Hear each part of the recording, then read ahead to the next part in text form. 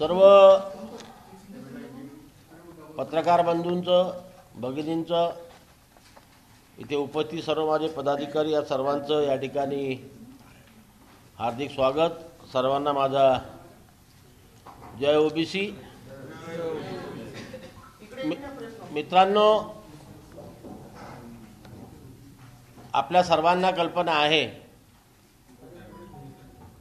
की मागील 5-6 महिन्यापासून या राज्यामध्ये मराठा आरक्षणाचं जे वादळ सुरू आहे आणि त्यामुळे ओबीसी समाजामध्ये एक जे भीतीचं वातावरण निर्माण झालेलं आहे, एक संभ्रमाचं वातावरण निर्माण झालेलं आहे। आमचा सामान्य ओबीसी, गोरगरीब ओबीसी या चिंतेमध्ये आहे की आम्हाला जे काही संविधानाने एकूण लोकसंख्येच्या अर्ध्यापेक्षाही कमी आरक्षण मिळालेलं आहे, हे आमचं टिकून राहणार की आमच्यामध्ये नव्याने वाटेकरी येणार। आणि म्हणून जेव्हा मराठा समाजाने सरसकट कुणबी प्रमाणपत्राची मागणी केली आणि मराठा समाजाला ओबीसी समाजातून आरक्षण द्यावं ह्या 2 मागण्या आल्या, तेव्हा या राज्यातील संपूर्ण ओबीसी समाजाकरता काम करणाऱ्या विविध संघटना ह्या संघटित झाल्या आणि आपल्या संविधानिक अधिकाराचं रक्षण करण्याकरता सातत्याने आम्ही 22 दिवस संघर्ष केला, ज्यामध्ये नागपूरला साखळी अधिवेशन मोर्चा, चंद्रपूरला आमरण उपोषण मोर्चा, गोंदियाला मोर्चा, खामगावला मोर्चा, जालन्याला मोर्चा, तिकडे शहापूर, ठाणे, पालघर, पुणे अशा विविध जिल्ह्याच्या ठिकाणी मोर्चे काढून आम्ही आमच्या संविधानिक अधिकाराच्या रक्षणाची मागणी राज्य सरकारकडे लावून धरली। त्याचा परिणाम असा झाला की 29 सप्टेंबरला सरकारने आम्हाला चर्चेला बोलवलं आणि माननीय मुख्यमंत्री, उपमुख्यमंत्री, इतर मंत्री आणि आमचे सर्व पदाधिकारी राज्यातील यांच्यासोबत चर्चा होऊन सरकारने आम्हाला आश्वस्त केलं की कुठल्याही परिस्थितीत आम्ही मराठा समाजाला ओबीसीतनं आरक्षण देणार नाही, सरसकट कुणब्यांची प्रमाणपत्र सुद्धा देणार नाही। आणि इतरही जे काही आमचे 15 प्रश्न अनेक दिवसांपासून प्रलंबित होते, ज्यामध्ये प्रामुख्याने ओबीसी समाजाच्या 72 हॉस्टेलचा प्रश्न होता। ज्या विद्यार्थ्यांना हॉस्टेलमध्ये प्रवेश मिळणार नाही त्यांच्या स्वाधार योजनेचा प्रश्न होता। अनेक अभ्यासक्रमाला स्कॉलरशिप लागू नव्हती, त्यांना स्कॉलरशिप लागू करण्याचा विषय होता। मुख्यमंत्री रोजगार योजनेअंतर्गत जे लोन दिल्या जाते रोजगार निर्मिती अंतर्गत, त्यामध्ये ओबीसीचा समावेश नव्हता। ह्या सुद्धा मागण्या आम्ही सरकारपुढे मांडल्या आणि मी सुरुवातीला सांगितल्याप्रमाणे की मराठा समाजाला ओबीसीतनं आरक्षण देणार नाही आणि सरसकट कुणब्यांचे प्रमाणपत्र देणार नाही, यासोबत इतर ज्या मागण्या मागितल्या त्याचे GR सुद्धा शासनाने आमच्याकरता काढले आणि ओबीसी समाजाला न्याय दिला। परंतु हा न्याय मिळाल्यानंतर सुद्धा आजच्या घडीला सुद्धा या देशामध्ये, या राज्यामध्ये जे वातावरण निर्मिती केलेली आहे, त्यामुळे पुन्हा हा ओबीसी समाज कुठंतरी संभ्रमात आलेला आहे, दहशतीत आलेला असं म्हटलं तर वावगं होणार नाही। कारण वारंवार आंदोलनकर्त्यांकडनं सतत मागणी होत आहे की आम्ही आरक्षण घेतल्याशिवाय परतणार नाही, मराठा समाजाला ओबीसीतून आरक्षण घेतल्याशिवाय शांत बसणार नाही, सरसकट कुणब्यांचे प्रमाणपत्र घेतल्याशिवाय आम्ही राहणार नाही। आम्हाला सरकारने लिहून दिलं, पण त्या दबावाखाली सरकार येऊ शकते का ही शंका पुन्हा आमच्या ओबीसी समाजाच्या मनामध्ये निर्माण झालेली आहे। मराठा समाज सातत्याने 1993 पासून आरक्षणाची मागणी करत आहे। आतापर्यंत त्यांची स्वतंत्र आरक्षणाची मागणी होती, ज्याला ओबीसी समाजाने कधीही विरोध केलेला नाही। आज सुद्धा जर मराठा समाजाला राज्य शासन स्वतंत्र आरक्षण देत असेल तर त्याला आमचा मुळीच विरोध नाही। त्यांना आरक्षण मिळालं पाहिजे या मताशी या राज्यातील प्रत्येक ओबीसी सहमत आहे। पण ज्यावेळेस ही मागणी येते की आम्हाला ओबीसी समाजातून आरक्षण मिळालं, तेव्हा हा ओबीसी समाज दहशतीमध्ये आणि संभ्रमामध्ये येतो की आमच्या हिस्स्यातले वाटेकरू कोणीतरी होऊ पाहत आहे, ही भीती ओबीसी समाजाच्या मनामध्ये निर्माण होते। दुसरी गोष्ट की आज सातत्याने एक प्रश्न तुम्ही मागच्या 4-5 दिवसापासून ऐकत असाल की 54 लाख नोंदी सापडल्या, 54 लाख नोंदी सापडल्या, 54 लाख नोंदी सापडल्या, आणि या 54 लाख लोकांना 2 दिवसाच्या आत सरकारने प्रमाणपत्र द्यावे। माझा आपल्या माध्यमातून सरकारला हा प्रश्न आहे की सरकारने त्याचं स्पष्टीकरण द्यावं आणि या ओबीसी समाजाची सहानुभूती कायम ठेवावी, ओबीसी समाजाला सुरक्षित करावे। की ह्या ज्या 54 लाख नोंदी सापडल्या म्हणतात, या 54 लाख नोंदींचं टॅब्युलेशन करून, कारण 13 कागदपत्रामध्ये ह्या नोंदी सापडलेल्या आहेत, म्हणून एक्झॅक्ट नोंदी किती सापडल्या आणि त्या एक्झॅक्ट नोंदीपैकी ऑलरेडी किती लोकांनी प्रमाणपत्र घेतलेले आहे, हा इथे महत्त्वाचा प्रश्न आहे। हे काम सरकारला करावं लागणार आहे की सरकारने सांगायला पाहिजे। आम्ही दावा करतो अधिकृतरित्या या ठिकाणी की ज्या काही नोंदी सापडलेल्या आहेत त्याच्यातल्या 99.5% लोकांजवळ ऑलरेडी सर्टिफिकेट आहे। मी जर असं म्हटलं की 100% लोकांजवळ आहे, ती अतिशयोक्ती होणार नाही, कारण ह्या सर्व नोंदी 1967च्या पूर्वीच्या आहे, नवीन नाही आहे। आणि ज्या लोकांच्या 1967च्या पूर्वीच्या नोंदी आहेत त्याच्याजवळ ऑलरेडी प्रमाणपत्र आहे। उदाहरणार्थ आपल्या नागपूरचं उदाहरण आपण घेऊ। या नागपूरमध्ये 2,35,000 नोंदी सापडल्या।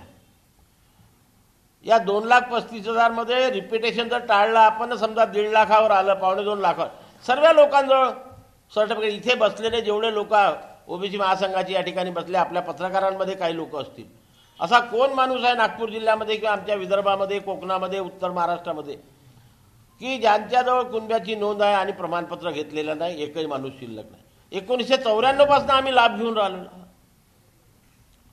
आणि मग सर्वांजवळ प्रमाणपत्र असताना पुन्हा आंदोलनकर्ते जे मागणी करतायत की 54 लाख नोंदी सापडल्या, 54 लाख नोंदी, आणि आम्हाला सर्वांना 2 दिवस, आम्हाला डबल प्रमाणपत्राची गरज काय?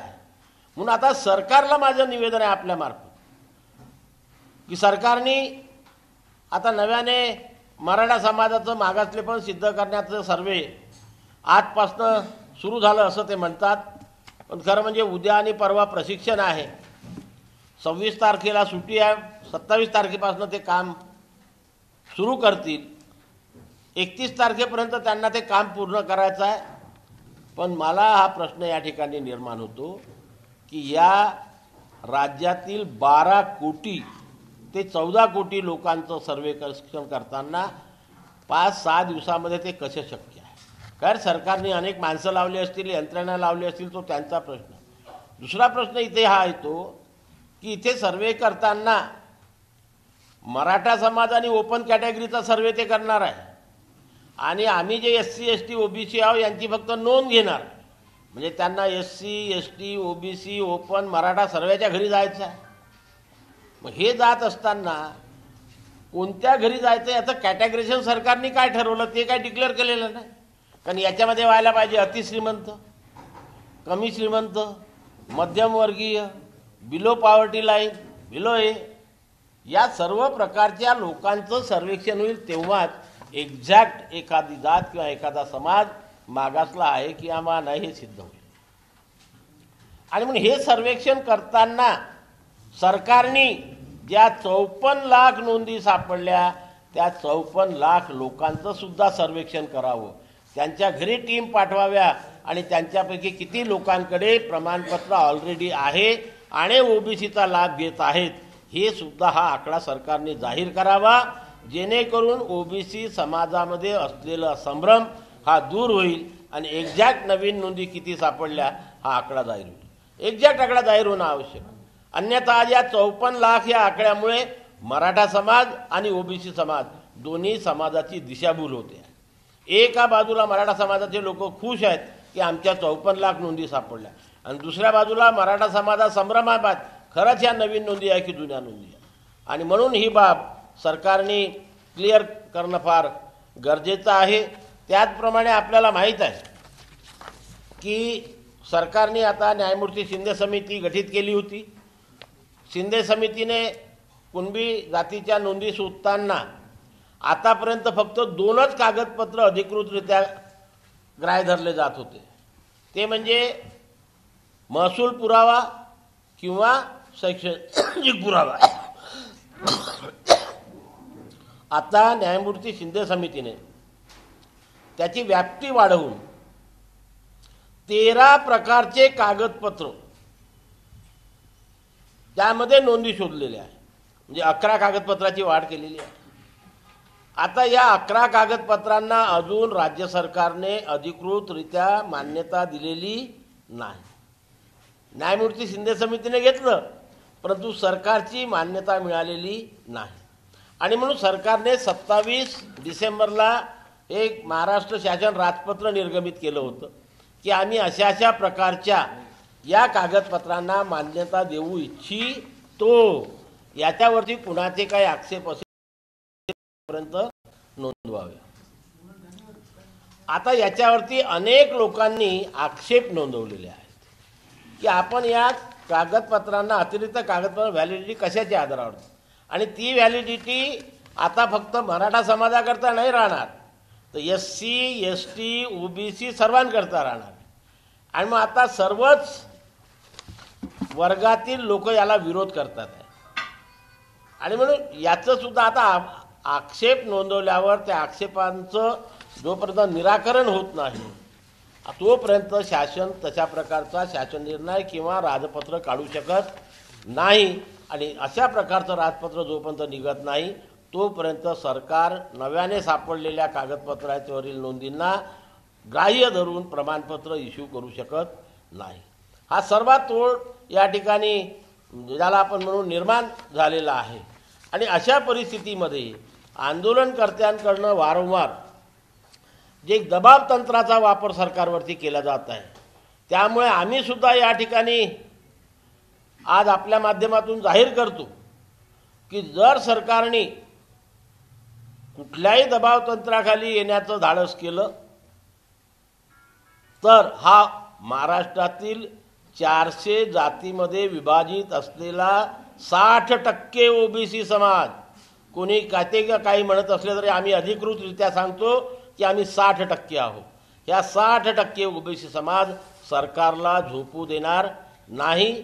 आणि ज्याप्रमाणे ते मुंबईलाकडे त्यांनी कूच केली, आम्ही सुद्धा एवढ्या मोठ्या पेक्षाने त्यांच्यापेक्षा जास्त संख्येने मुंबईकडे कूच करू, मुंबईवर आक्रमण करू आणि आमच्या संविधानिक अधिकाराचं रक्षण करू. आम्ही आमच्या संविधानिक अधिकाराचं रक्षण करण्याचा लढा लढतो आहे. आमची काही नवीन मागणी सरकारकडे नाही. जे संविधानाने काका कालेल आयोगाने रिकमेंडेशन दिलं होतं, BP मंडल आयोगाने रिकमेंडेशन दिलं होतं. 7 ऑगस्ट 1990ला लोकसभा आणि राज्यसभेमध्ये बिल पारित होऊन आम्हा ओबीसींना या देशामध्ये 52, तेव्हाचा आकडा 52% होता, आजचा आकडा 60% आहे. तेव्हाच्या 52% ओबीसीला फक्त 27% आरक्षण दिलेलं आहे. आणि जे एवढ्या संघर्षानंतर त्याच्याकरता आम्हाला 40 वर्ष संघर्ष करावा लागला होता. ओबीसी समाजाला 1952 पासून आरक्षण मिळायला पाहिजे होतं, पण 1952 पासून ते 92 पर्यंत आम्हाला संघर्ष करावा लागला. आणि 90ला लोकसभा आणि राज्यसभेमध्ये मंजूर झाल्यानंतर सर्वोच्च न्यायालयामध्ये लोक गेलं. 92ला त्याचा निकाल आला, 93ला केंद्र शासनाने त्याचा अध्यादेश काढला. हा 40 वर्षाच्या प्रदीर्घ संघर्षानंतर आम्हाला 52% ओबीसीला 27% आरक्षण मिळालं. आणि म्हणून त्या मिळालेल्या 27% आरक्षणाचं रक्षण करणं हे या देशातील आणि राज्यातील प्रत्येक ओबीसीचं कर्तव्य आहे. आणि तेच कर्तव्य आम्ही या ठिकाणी निभवतो आहे. आम्ही अतिरिक्त कुठल्याही प्रकारची मागणी करत नाही. म्हणून आमच्या आरक्षणाला धक्का लावण्याचं धाडस सरकारने करू नये. सरसकट कुणब्यांची प्रमाणपत्र मराठा समाजाला देण्यात येऊ नये, या दोन गोष्टीकरता हा संपूर्ण ओबीसी समाज, राष्ट्रीय ओबीसी महासंघ कालही ठाम होता, आजही ठाम आहे आणि उद्याही ठाम आहे. आणि म्हणून सरकारला आपल्या माध्यमातून मी निवेदन करू इच्छितो, इशारा देऊ इच्छितो की सरकारने त्यांच्यावरती किती दडपण कोणी आणण्याचा प्रयत्न केला तरी त्यांच्या दडपणाला बळी पडू नये आणि आमच्या आरक्षणाला धक्का लावू नये. याच करता आज मी आपणासोबत चर्चा करण्याकरता या ठिकाणी निमंत्रित केलेलं आहे. सरकार जर तशा प्रकारचं धाडस करेल, मी वारंवार सांगितलं की आम्ही वेट अँड वॉचच्या भूमिकेत आहोत. ज्या दिवशी आमच्या या संविधानिक अधिकाराला धक्का लागतं असं आम्हाला कळेल, त्या दिवशी या राज्यातील ओबीसी सरकारला झोपू देणार नाही, याची सरकारने दखल घ्यावी. या नाही, सरकारने हे बघा, आम्हाला वाट याच्याकरता आम्ही बघतोय की आम्हाला दिलेला शब्द अजूनपर्यंत तरी फिरवण्याच्या मूडमध्ये सरकार दिसत नाही. वारंवार मुख्यमंत्री असो, दोन्ही उपमुख्यमंत्री असो किंवा मंत्रिमंडळातील कुठलाही मंत्री असो, ते एकच सांगतात, कुठल्याही परिस्थितीत आम्ही मराठ्यांना ओबीसीतून आरक्षण देणार नाही, सरसकट कुणब्यांचे प्रमाणपत्र देणार नाही. पण रात्र वैऱ्याची आहे. रात्र वैऱ्याची असल्यामुळे आम्ही लक्ष ठेवून आहोत की एखाद्या दिवशी सरकार कुणाच्या तरी दडपणाखाली येऊन देऊन टाका म्हणते का आणि देऊन देते का, नंतर झगडण्यापेक्षा आम्ही आतापासून तयारीमध्ये आहोत की आम्ही आमच्या संविधानिक अधिकाराला धक्का लागू देणार नाही. राज्य शासनावर विश्वास नाही आमचा आहे म्हणून शांत आहो, नाही तर मग आम्ही कूच केली असती. यात पहिले आम्ही आंदोलनकर्त्यांना प्रत्युत्तर देण्याकरता या ठिकाणी नाही आहोत. मी वारंवार सांगतो की आम्ही आमच्या संविधानिक अधिकाराचं रक्षण करण्यासाठी या ठिकाणी आहोत. काय ते करणं आमचं कर्तव्य आहे. आणि म्हणून आम्ही वेट अँड वॉचच्या भूमिकेमध्ये, मी शब्द काय वापरला की सरकारवर आमचा विश्वास आहे. सरकार अजून पण आम्हाला 29 सप्टेंबरला शब्द दिला होता. ऑक्टोबर, नोव्हेंबर, डिसेंबर, जानेवारी 4 महिने झाले. सरकार त्याच्यावरती कुठलाही पुनर्विचार करून राहिलेली नाही. म्हणून आम्ही शांत आहोत. आम्ही अजूनपर्यंत मुंबईकडे कूच केलेली नाही. पण आम्हाला ज्या दिवशी लक्षात येईल की आमच्या संविधानिक अधिकारावर कुठेतरी गदा येते आहे, काय आमच्या आरक्षणातून कोणीतरी चोरण्याचा प्रयत्न करता की कोणाला देण्याचा प्रयत्न सरकार करते आहे, त्या दिवशी या राज्यातील 400 जातीचा समूह असलेला हा 60% ओबीसी समाज मोठ्या प्रमाणामध्ये मुंबईला कूच करून आपल्या संविधानिक अधिकाराचं रक्षण कराल. 14 लाख नाही तुम्ही म्हणता, तर किती आहे एकंदरीत? नाही, मी सांगितलं ना तुम्हाला, मी अधिकृतरित्या तुम्हाला सांगतो की 54 लाखापैकी 99.5% लोकांकडे ऑलरेडी प्रमाणपत्र आहे. ऑलरेडी प्रमाणपत्र आहे.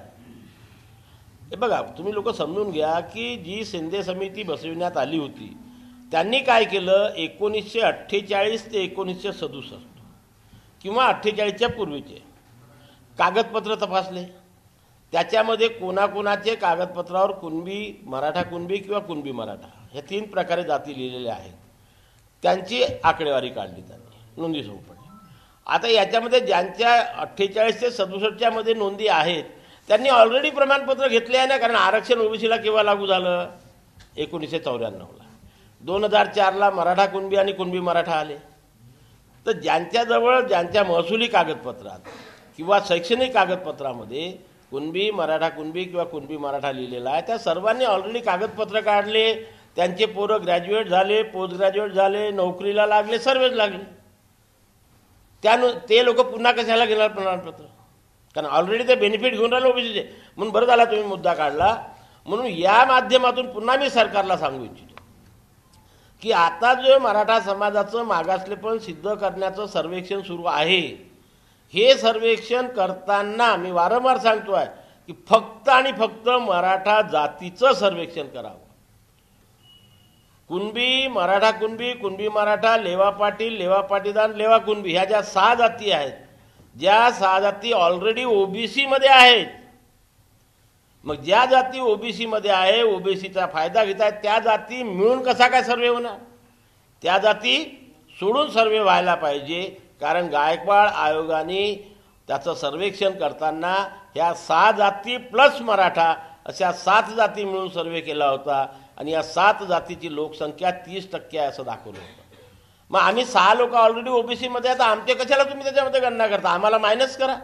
तुमची लोकसंख्या कळवा आणि मग तुम्ही मागासलेपण आहे किंवा नाही हे राज्य मागासवर्गीय आयोगाने काम करायला पाहिजे. म्हणून आधीपासून आम्ही त्यांना पत्र दिलेलं आहे. मी मुख्यमंत्र्यांना निवेदन केलं, उपमुख्यमंत्र्यांना निवेदन केलं की आता नव्याने सर्वेक्षण करताना कुणबी, मराठा, लेवा पाटील आणि लेवा कुणबी ह्या 6 जाती सोडून ज्या जाती स्वतःला मराठा समजतात परंतु आरक्षणाचा फायदा घेत नाही, ओबीसी आरक्षणाचा फायदा घेत नाही, त्याच जातींचा सर्वे करण्यात यावा याची सुद्धा दखल सरकारने पुन्हा घ्यावी आणि खरोखरच त्यांचं मागासलेपण सिद्ध करावं. जरांगे पाटलांचं जे आंदोलन आहे मुंबईकडे कूच केली आहे त्यांनी, कसं बघते राष्ट्रीय ओबीसी महासंघ? नाही, आम्ही वेट अँड वॉचच्या भूमिकेमध्ये त्यांना काय आंदोलन करायचं त्याच्याकरता ते मोकळे, आम्ही त्यांना काय ते सुटवू शकत नाही. पण या माध्यमातून आम्ही सरकारला इशारा देतो आहे की सरकारने कुठल्याही परिस्थितीत त्यांच्या दबावाखाली येऊन आमच्या आरक्षणाला धक्का लावू नये.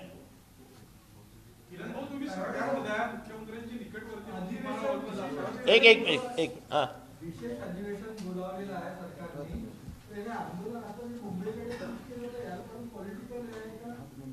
आशीर्वाद नाही, विशेष अधिवेशन फेब्रुवारीमध्ये बोलू असं सरकार बरं. पण आता त्याचे विषय नाही कळले ना. त्या विशेष अधिवेशनामध्ये विषय काय काय आहे काय आला का म्हणते ते अधिवेशनात जाहीर केलं होतं.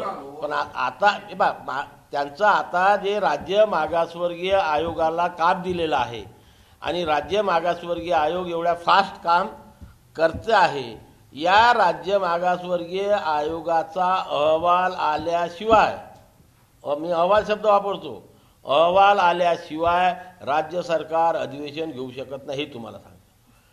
कारण अधिवेशन घ्यायचं आणि कुठला निर्णय घ्यायचा असेल तर त्याच्याकरता आधार पाहिजे असतो आणि हे आधार म्हणजे काय राहील, या राज्य मागासवर्गीय आयोगाचा अहवाल. त्याच्यामध्ये राज्य मागासवर्गीय आयोग काय शिफारस करते आणि त्या शिफारसीवर सरकार काय विचार करते हे अधिवेशन घेऊन डिक्लेअर होईल.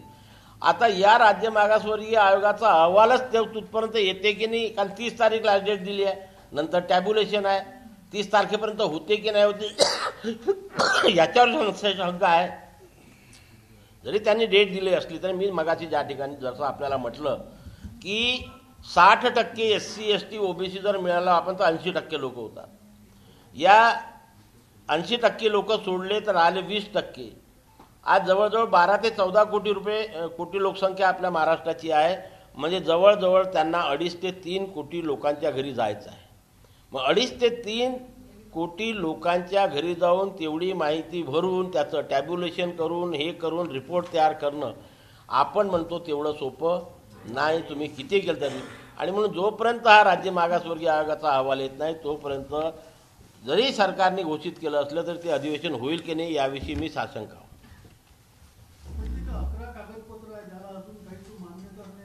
नाही ना, हे आहे ना गव्हर्नमेंटचं कागदपत्र आहे, मी नाही म्हणत, याच्या आधारे बोलतो मी. याच्यावरती त्यांनी दिलेलं आहे, हे बघा की नव्याने प्रमाणपत्र पडताळणीच्या नियमाकरता महसुली अभिलेख नोंदी, जन्म मृत्यू रजिस्टर संबंधीचे अभिलेख, शैक्षणिक अभिलेख, राज्य उत्पादन शुल्क विभागाकडील अभिलेख, कारागृह विभागाचे अभिलेख, पोलीस विभागाकडील अभिलेख, सहजिल्हा निबंधक तथा मुद्रांक जिल्हाधिकारी कार्यालयाकडील अभिलेख, भूमी अभिलेख विभागाकडील अभिलेख, जिल्हा सैनिक कल्याण अधिकारी कार्यालयाकडील अभिलेख, जिल्हा वक्फ अधिकारी यांच्या कार्यालयाकडील अभिलेख, शासकीय कर्मचाऱ्यांची सेवा तपशील अभिलेखे, जात प्रमाणपत्र पडताळणी समितीकडील अभिलेख, असे 23 जे नव्याने जे आलेले आहे.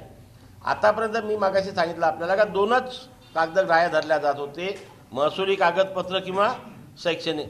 आता हे जे बाकी जे आहेत याला सरकार मान्यता देण्याच्या विचारात आहे, अजून मान्यता दिलेली नाही.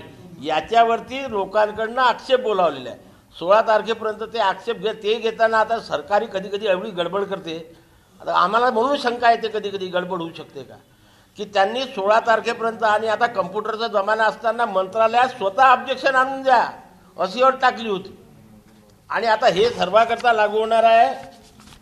महाराष्ट्र अनुसूचित जाती, अनुसूचित जमाती, विमुक्त जाती, भटक्या जमाती, इतर मागास व विशेष मागास प्रवर्ग या सर्व लोकांना आता ह्या सर्व लोकांनी ऑब्जेक्शन टाकले आहे. की बा एवढे कागदपत्र आता शोधण्याची गरज काय? शेड्यूल का शेड्यूल आता याच्यामध्ये एक असं आहे, जिल्हा वक्फ अधिकारी यांचे कार्यालय. आता वक्फचं कार्यालय कोणासाठी असते? अशा प्रकारचे हे असल्यामुळे लोकांचे ऑब्जेक्शन आम्ही टाकलेलं आहे त्याच्यावरती. आणि म्हणून या ऑब्जेक्शन या आरोपांचं जोपर्यंत निराकरण होत नाही आक्षेपांचं, तोपर्यंत हा नवीन जी.आर. निघत नाही. हा जी.आर. नवीन निघत नाही तर ते विधानसभेमध्ये आल्यावर नियमावली किंवा निर्णय घेऊ शकत नाही. अशा अडचणी सरकार पुढे आहे. या सर्व गोष्टीचा अभ्यास करून सरकारने काय निर्णय घ्यायचा तो सरकारचा प्रश्न आहे. पण आमच्या आरक्षणाला धक्का लावता कामा नये आणि सरसकट कुणब्यांची प्रमाणपत्र देण्यात येऊ नये, हा सरकारला आमचा इशारा. म्हणून आपण तुम्ही बोलता जिल्हा यात्रा हां दुसरं एक मिनिट का एक मिनिट कधी मी आता जे महाराष्ट्र शासन राजपत्र म्हटलेलं आहे याच्या विरोधामध्ये 7 फेब्रुवारीला चंद्रपूरला SC ST OBC समाजाचा एक भव्य मोर्चाचं आयोजन करण्यात आलेलं आहे. काय त्याचं सरकारचं लक्ष वेधण्याकरता आणि आपणासमोर आता जे काही सत्य परिस्थिती मी मांडली आणि OBC समाजामध्ये एक जे दहशतीचं आणि संभ्रमाचं वातावरण निर्माण झालेलं आहे, त्याकरता आमच्या OBC समाजाला बळ देण्याकरता म्हणून एक नागपूर जिल्ह्यामध्ये आम्ही एक OBC जनजागृती रथयात्रा करतो आहे.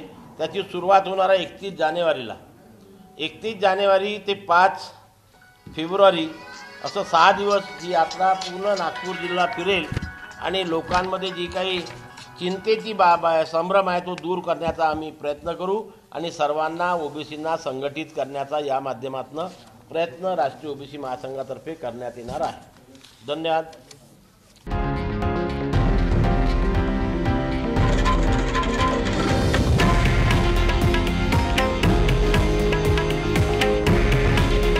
हे आहे देशातील नंबर 1 न्यूज नेटवर्क आणि आपण पाहत आहात TV9 मराठी. काळजी तुमची, हित महाराष्ट्राचं.